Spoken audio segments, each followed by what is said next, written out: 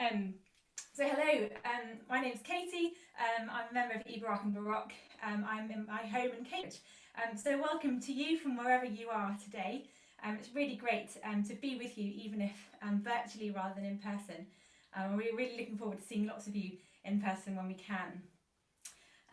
So today is all about exploring this instrument, the Baroque Oboe. And those of you who've seen a modern oboe, I'll get mine to show you, hang on.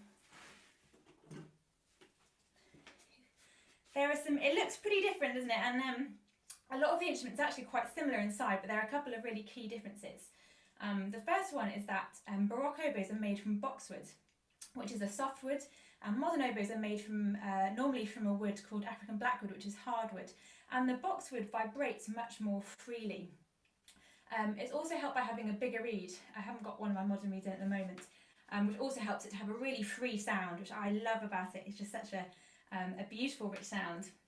The other difference, which is very obvious, is that there are lots of keys on the modern oboe and not on the Baroque oboe.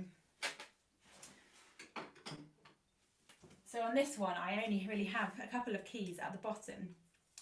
And that means that the rest of the notes I have to play a bit like a recorder. So you'll see there's a couple of finger places where there are half holes, so I can slide my finger to get some slightly different notes. But some other notes, I have to use what's called cross fingerings. So it means instead of just sort of putting one finger down at a time, sometimes I have to do a fingering a bit like that, where you miss one out. And those notes are called forked fingerings, and they have a slightly softer tone. And that means that when the oboe is playing in different keys, it sounds different. So for example, D major is a really open key. So if I play something in D major,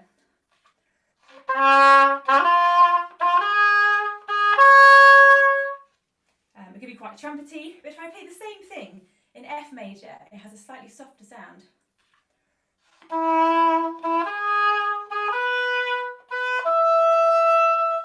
Because F is one of those forked notes.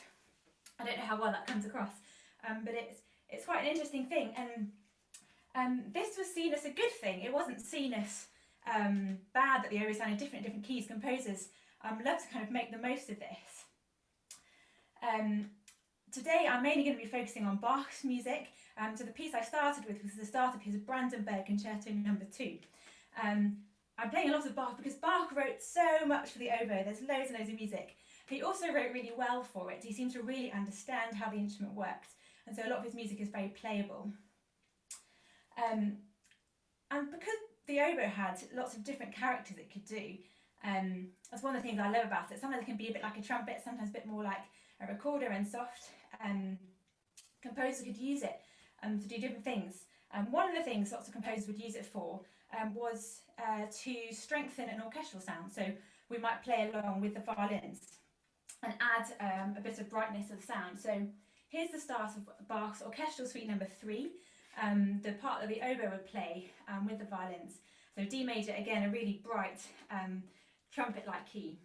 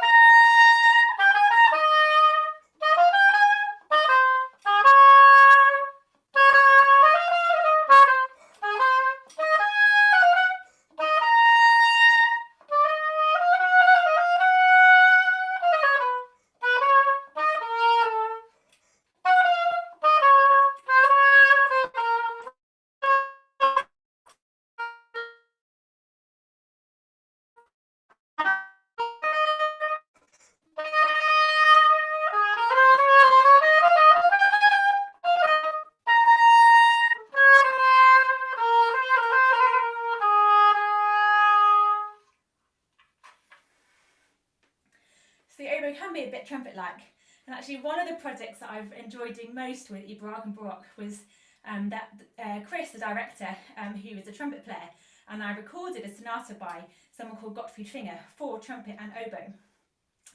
And one of the things I love about it is when you listen back to the recording, sometimes to start with you can't tell which instrument is playing because the oboe can sound so much like a trumpet sometimes, or you could say the trumpet sounds a bit like an oboe. But the oboe can also be very expressive and soft. So here is a different example of some Bach in C minor, a much darker key, one that uses a lot more of the half holes and the cross fingerings. It's from the start of an aria called Seufzer Tränen, which means sighs and tears. So it's all about sighing and weeping. See if you can hear the musical ways that Bach does that.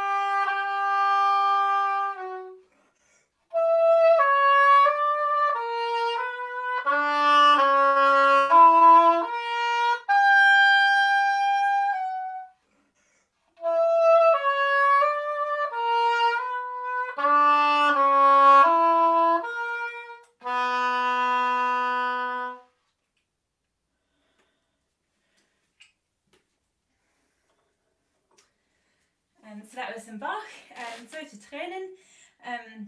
So the oboe was developed, we think, in the sort of 1670s in France, around Paris.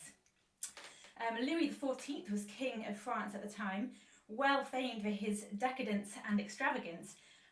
But one advantage for us is that he poured loads of money into the arts. He loved music and dancing and other arts. And so he gave his musicians freedom to experiment. And one of the results of those experiments was the oboe. So it did have some ancestors. The most clear was an instrument called the shawm, which again used a double reed, like the oboe does, but that reed was very big. Shawms were very loud. They were sort of outdoor instruments, and you couldn't really play them at the same time as strings because they would completely drown them out. So the oboe was quite unusual in being a reed instrument that could now be played inside. And this was the period as well that the orchestra started to be formed. So you wouldn't just have consorts, so strings playing together, or double reeds or recorders, but those instruments started to be put together. And so the oboe became part of that orchestra with Lilly in Paris, and then French players of the oboe and makers then spread across the whole of Europe, taking their music and their instruments with them. The oboe was really praised for its vocal-like qualities, so being able to be a bit like the human voice in its kind of expressiveness and range of colours. So sometimes it could be a bit like a voice, but without words, but it was often paired with voices as well. So in the Baroque period, often composers would use something called an obbligato. So you have a singer singing a solo, and you have the general accompaniment, but you'd also have a solo instrument like an oboe or a violin, or it could be anything, which had a solo role as well, to kind of duet with a singer.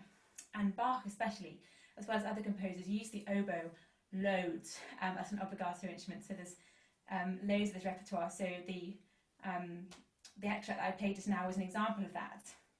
I'll play you a couple of different ones now. The oboe became particularly kind of linked with the soprano voice, partly because it has a very similar register. So the oboe goes down to middle C, and the Baroque oboe can go up to 3 Ds above that. They're very similar to a soprano range, so they can kind of duet well. I'll just get my reed back and then I'll show you a couple of these excerpts.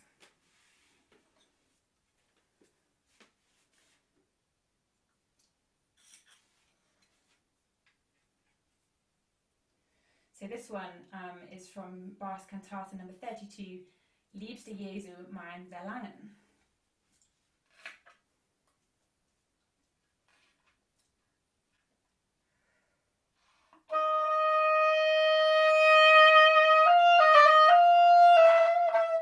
Sorry, I have some water. Let me just get rid of this water. This is what happens sometimes in the holes. Let me just check that again.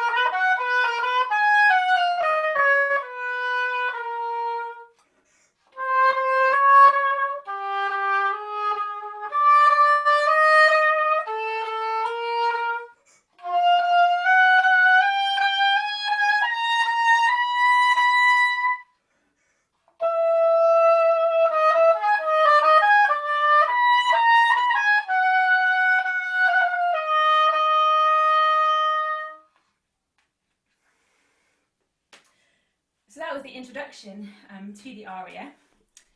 And often that's what an obbligato instrument would do. So as soon as I stopped playing, just then the soprano would come in. So part of the instrument's role is to kind of set up the mood and character for the piece. And so again, that was quite a heartfelt character, but the oboe could be very light-hearted as well. So here's a completely different one, again with soprano, but from one of Bach's secular cantatas that he wrote for a wedding.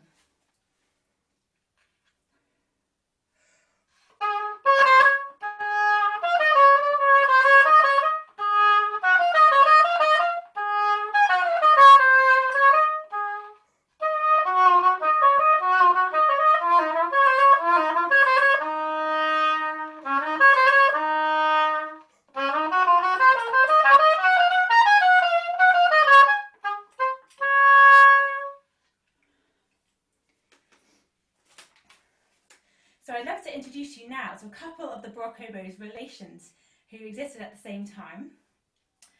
So I'm going to start with the oboe d'amore, so I'll get that on to show you.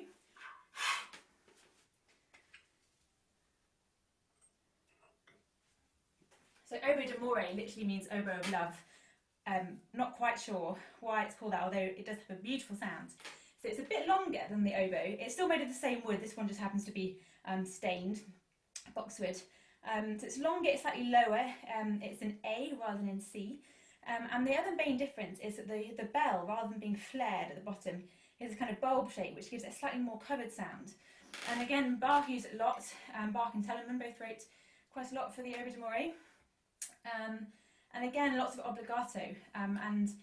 Whilst again it might be lots of different voices, the oboe d'amore often got paired with the alto voice, having again a sort of similar range that it could sort of mirror and duet.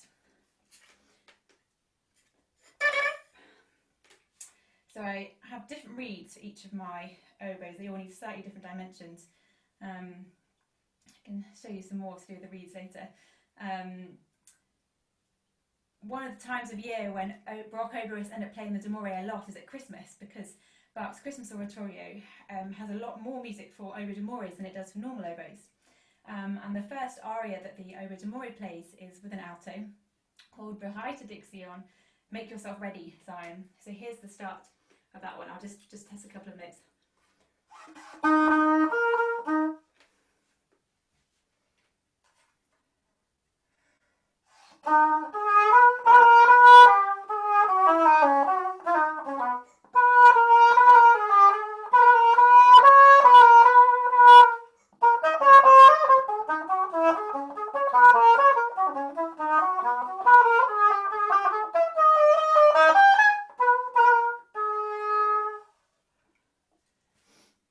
This is the oboe d'amore. Now the instrument I've been really excited to show you is an oboe da caccia.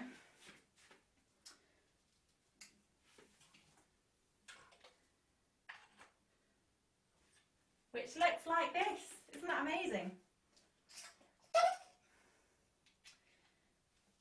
And it sounds like this.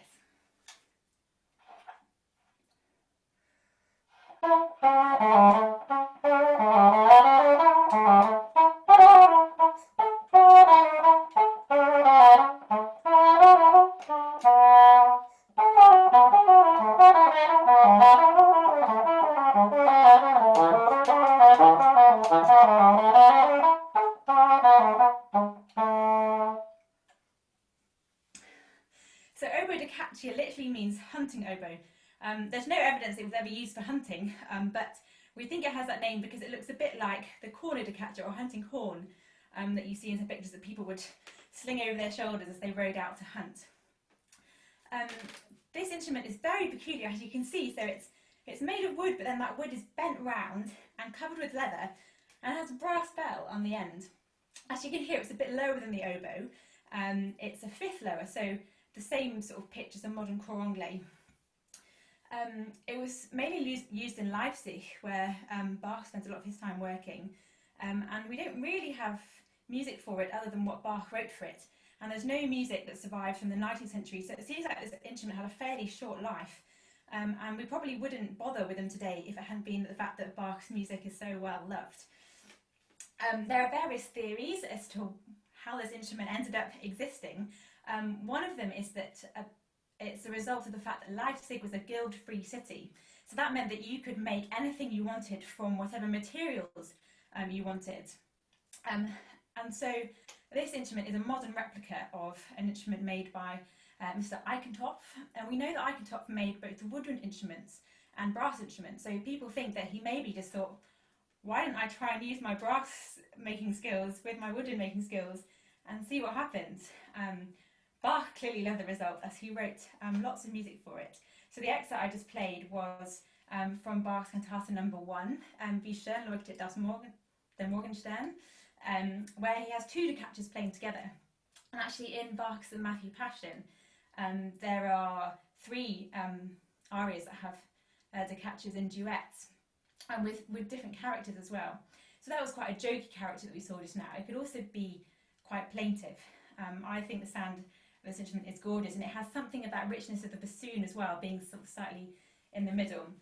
So here's the start of an aria from the John Passion instead.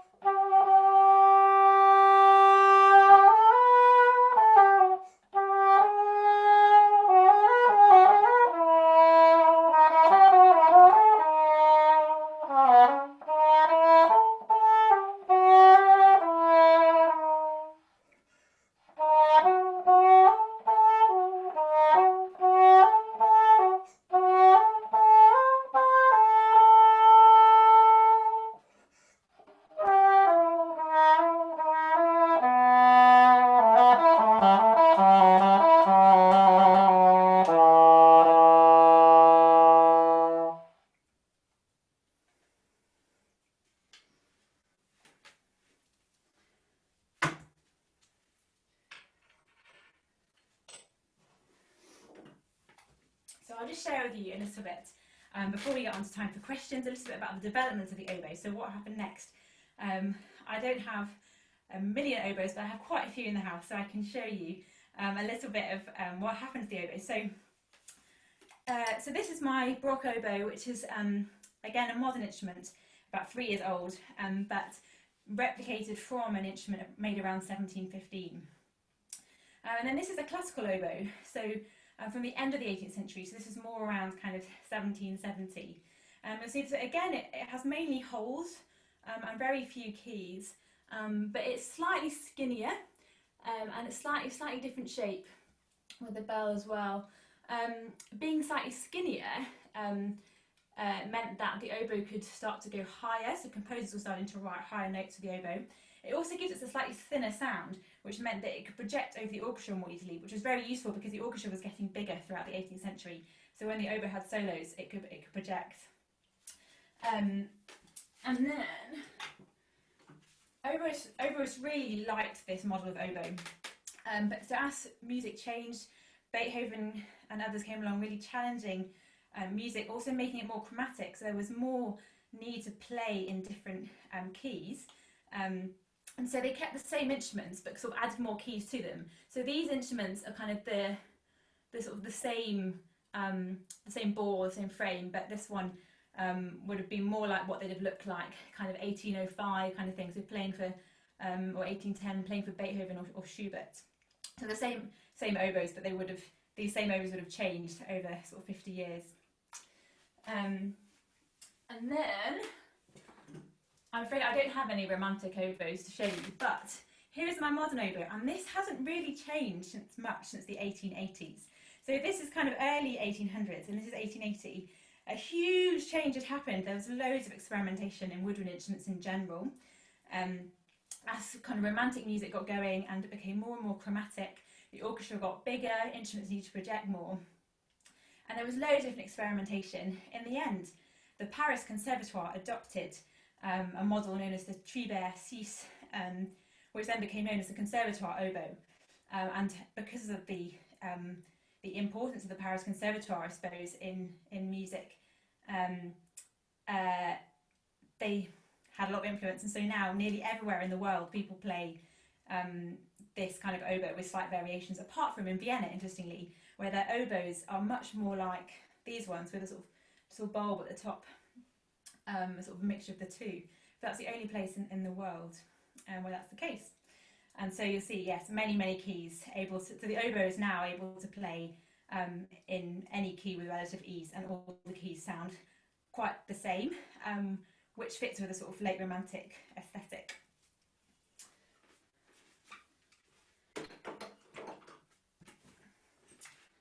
So just before we go to Q&A, I'll just play you one more piece on the oboe, and just so you don't think that I only play Bach, I'll play you some Handel. This is a Bourrée from Handel's Oboe Sonata in F major.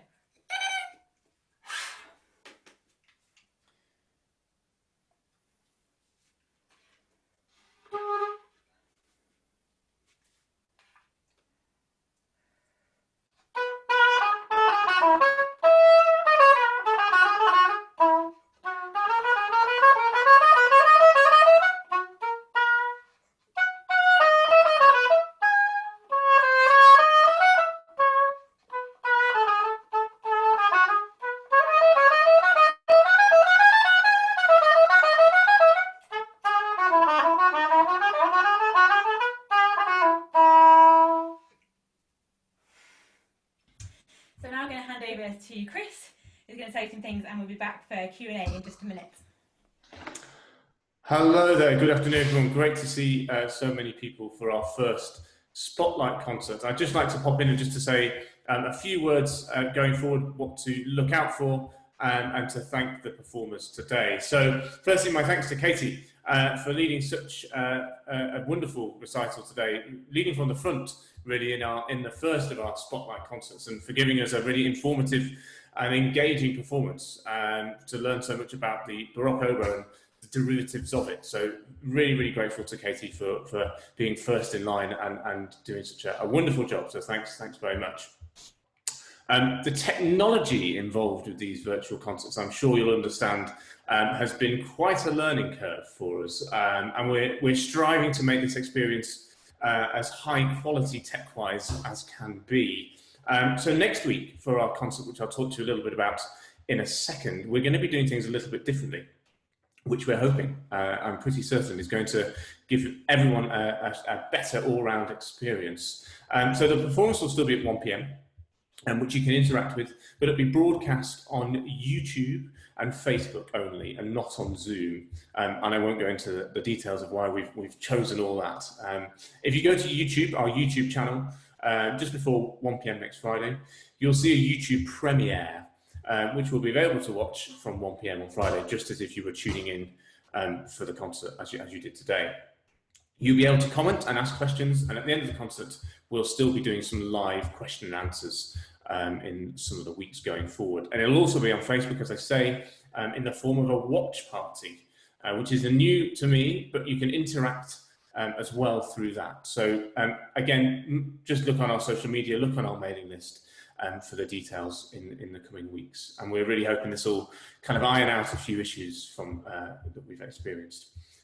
So the Spotlight concerts as well, keep an eye out for those. The next one will feature Miriam, our wonderful recorder player, on Friday the 1st of May at 1 p.m. But before that, we have our big concert, our next concert next week, which features Baroque dance music.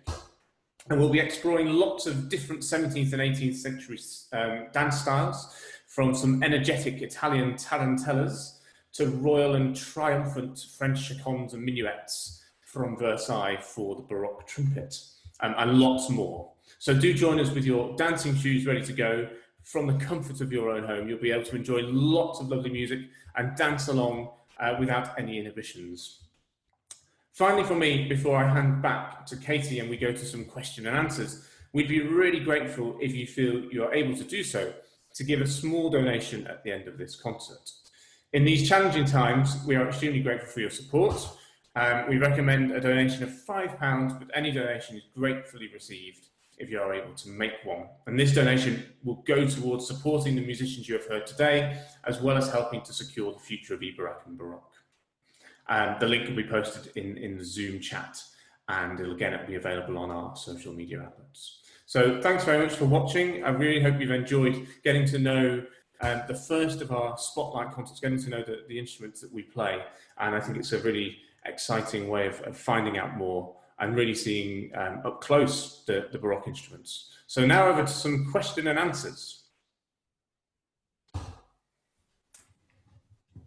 Hello again. So we've got some great questions. Hello Daniel out there, really good to have you with us. So you asked about the shapes of my different oboes. It's a really good question because they are quite different shapes, aren't they? I think this is the most obvious one that's a different shape. And actually, I don't think we have any idea about why it's a different shape. But I'm quite glad it is because this oboe being so rich and low, if it was all straight, then I don't think my hands would be able to reach the holes. But because it's bent round, it actually makes it easier for me to fit my fingers on. So that might be one reason that for this big oboe, they started to curve it round. For my other oboes, a lot of them look quite different on the outside, don't they? They're about the same length, and actually inside the oboe, so the inside shape of the oboe is the most important part of the shape for the sound. And actually, a lot of oboes, if you kind of look down them like a telescope, they're actually a very similar shape inside. They're basically like a cone, but a really, really narrow cone. So it starts really narrow at the top and gets gradually wider towards the end. And that's partly what makes an oboe an oboe. So a clarinet is a cylinder down, apart from the bell at the end. But an oboe is conical. So that shape is the same, even though there are slight differences on the outside. I hope that helps answer your question. Let me know if there's anything else you'd like to know. Oh, the second question is, when did you first try playing the Baroque oboe? Oh, I was about 20 years old, I think. So I started playing the normal oboe when I was 10, and when I went to university, someone was running a Baroque oboe taster day, and so they invited all the oboists to come and have a go, and came and had a go. It was pretty hard. I don't think I made a very nice sound, but I enjoyed it enough to think, oh, I'll borrow one from the university and try and practice a bit. And then I went on a summer school, and that encouraged me enough to think, oh, because I knew I wanted to go to music college for a master's. It made me want to choose somewhere where I knew I could have some Baroque oboe lessons alongside. And then by the time I finished my master's, it was my main thing. So it's all happened gradually, I suppose, for me. What is your favourite piece to play on the Baroque oboe? Oh gosh. I think partly I love how much different music I get to play, even though it kind of seems like it could be quite narrow range because it's all sort of one from one period. I think it would have to be. I'm going to say Bach's Matthew Passion, but there are lots of other things that I enjoy as well. Partly it's exhausting because he writes so much for the oboe in them if you're playing in the first orchestra, but it's utterly gorgeous. And I think the other reason I really enjoy playing that is a lot of it is duets. So I mentioned the caccia duets earlier, and there's also a duet for two oboe d'amores, and getting to play lots of music with a colleague is just great fun. So I'd have to go with Matthew Passion, I think. So the next question is, does having a bent oboe mean it makes a different sound? Is it harder to do the fingering? I think it does affect the sound. There are so many things about the oboe to caccia that are different, including the brass bell and the leather. I'm not quite sure how the curvature kind of comes into that. It certainly affects how the sound comes across in a concert hall, because the sound inevitably goes backwards. So playing it stood up is quite hard because you have to sort of perch it on your knee. Playing sat down, you kind of have it between your legs, and say if you're sitting behind the caccia play, you get a lovely rich sound, but if you're in the audience, you don't get so much. And so it's interesting in terms of where you choose to sit so that the sound does project well. It does make the fingering a bit funny. I've definitely kind of had some moments where my fingers have just landed in completely the wrong place before, but as I said for Daniel's question, it means that my fingers can fit on a bit more easily than if it was straight. So there is another oboe from this period, which is the same pitch, called a tie or a tenor oboe, which then was the more direct ancestor of the cor anglais, which is straight, and I can just about play it, but my hands really struggle to cover the holes, so this is a bit easier for me. We've got a question about embouchure. So embouchure is just the kind of term we use to talk about our mouth shape, from the French word for mouth, bouche. Is the embouchure or articulation techniques very different from modern oboe? Oh, well, there is a minefield. I would say yes and no, in the sense that the partly having a bigger reed. I'll get you on for comparison. One moment.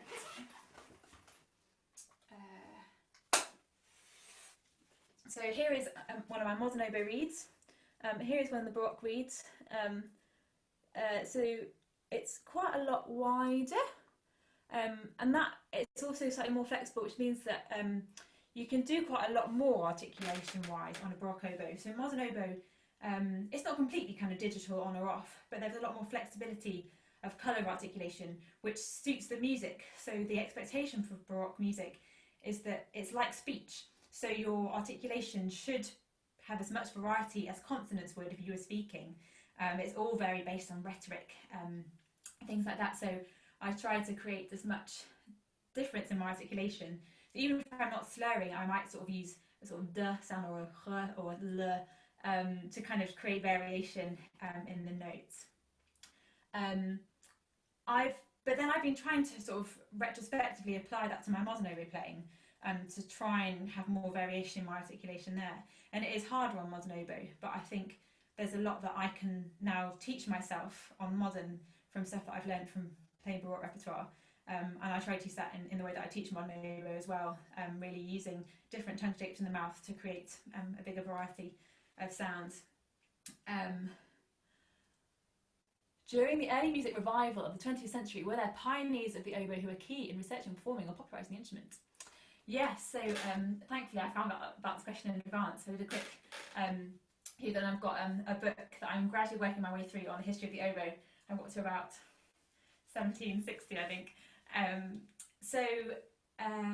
Yeah, it was even sort of 60 years ago, it was very unusual to play on these kind of instruments. One of the guys who really pioneered it was a guy called Bruce Haynes. I think he's Canadian, but he kind of sort of philosophically, he's very much part of the Dutch school revival. So he was really he invested a lot both in the instruments, but also he really thought carefully. Actually, he's written a lot of general books that I found really helpful, basically challenging the way that we think about music, the way that we think about concerts, and how actually looking at early music and its context can help us rethink the way that we do concerts now, not just kind of making it this kind of unapproachable elite thing, but actually music that's part of our normal lives. So he's great. And I think also some of the musicians who were kind of getting going 40 years ago and were really kind of, I was able to study Baroque oboe at a conservatoire. That was not a thing for generations older than me, really. So my first Baroque oboe teacher, a guy called Tony Robson, was principal of the Orchestra of the Age of Enlightenment for a long time. He just studied modern oboe and then thought, I want to have a go at these things, and was really kind of experimenting. And I'm really grateful for all those people who just went and gave it a go, which was cool. One of the more key figures generally, a guy called Nicholas Harnoncourt, was the first person to record all of Bach's works on period instruments. It was basically one kind of big experiment. Some of the recordings we sort of listen back to now, I think, oh gosh, that's a bit strange, but really pioneering work, and has really kind of laid the way for it to be seen as a kind of exciting and a normal musical pursuit. Can you recommend any recordings which feature early oboes, and are there any of you? Well, there's the Eberachem one that I mentioned earlier, so that's Eberachem Sounds of Suffolk CD, which has some gorgeous violin and recorder music as well, and then Chris and I are playing this sonata by finger. So there's that. Oh gosh. I mean, there's just so much out there now, which is slightly overwhelming. A particular oboist who I love to listen to is a Belgian oboist called Marcel Poncelet. I'll just type his name in the box because I wouldn't be able to spell that. And he's written. What I love about his playing is that he just plays really freely and just seems to have the best fun with his music. And he has some gorgeous recordings of some of the kind of more well known as well as some of the less known and Baroque repertoire. Where have I got to with these questions? These are great questions. I think we are nearly through. Let me check. Oh, here we go. Oh yes, thanks David for this question about tuning. Recently went to a concert of Baroque string music and they had to keep retuning their instruments because the materials are affected by temperature. Is it similar for Baroque wind instruments? They need to be tuned more often. Yeah, so no, not really. So yeah, Baroque string instruments use gut strings, which have a really gorgeous, sweet sound, but are very temperamental in terms, well, they just go out tuning anyway, but especially if there's kind of changes in humidity. Because with modern and Baroque wind instruments, actually not much has changed in the fabric of the instruments. The reeds are still, they're made from exactly the same materials, just kind of different dimensions really. Reeds are always a nightmare, so modern oboe reeds, Baroque oboe reeds are fairly similar ballpark. And actually, you saw me get water in my oboe earlier on. That often is a bigger problem on the modern oboe because there are so many keys where water can get stuck under. And actually, I really enjoy having the simplicity of the instrument. There's only 2 keys that can go wrong. If you have water in a key, it's in a hole. It's very easy to see.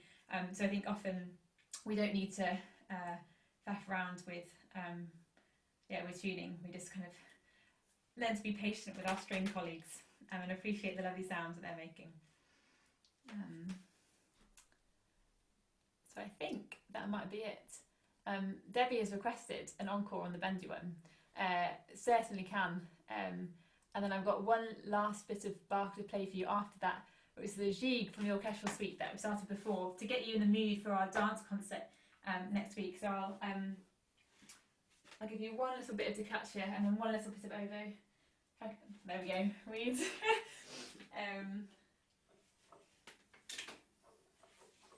So I thought something else on this. I'll show you one of the duets from the Matthew Passion. So this is near the end of the Matthew Passion, where the bass sings Mache dich mein Herz rein. So Lord, make my heart yours. It's just this beautiful outburst of after all this sort of drama of the narrative, and the caccias are doubling the violins and violas, so really rich sound.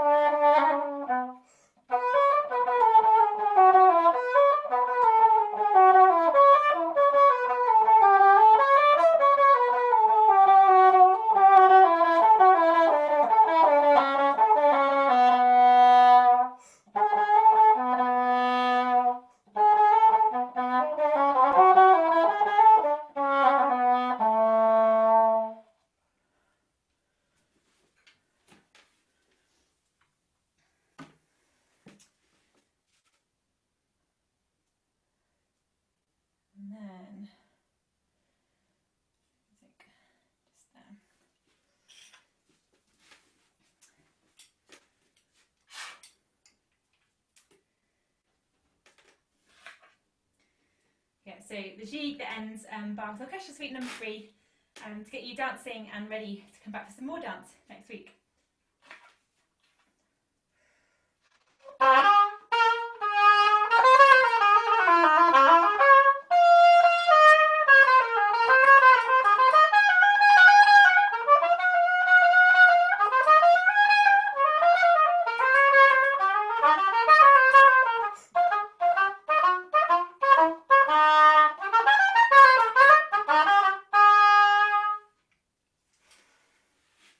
Thanks everyone for coming. Do come and join next week.